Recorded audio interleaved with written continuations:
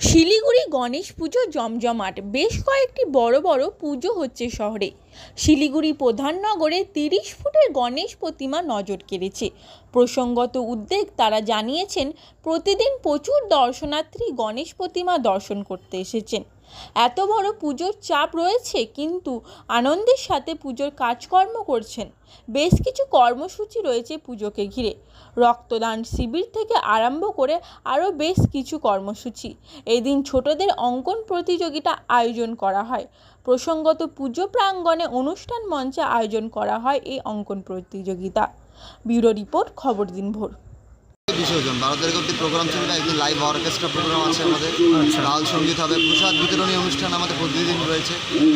আচ্ছা, এই প্রতিমার বিসর্জনকে এখানেই ব্যবস্থা আছে? হ্যাঁ, আমাদের ইচ্ছা তো আছে এখানে বিসর্জন করা, কারণ তাছাড়া তো সম্ভব না।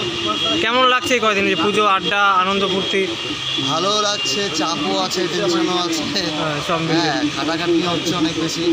শিলিগুড়িবাসীকে যেটা উপহার দিতে পারলাম এটাই আমাদের কাছে আনন্দ। আচ্ছা, আপনার নামটা বলবেন? দেবরাজ পাল।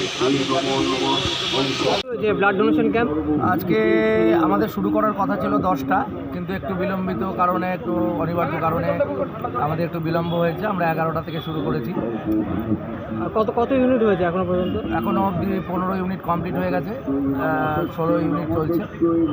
এক্সপেক্ট করছি 50 ইউনিটের ওপরে হবে। কটা অবধি চলবে ব্লাড ডোনেশন ক্যাম্প?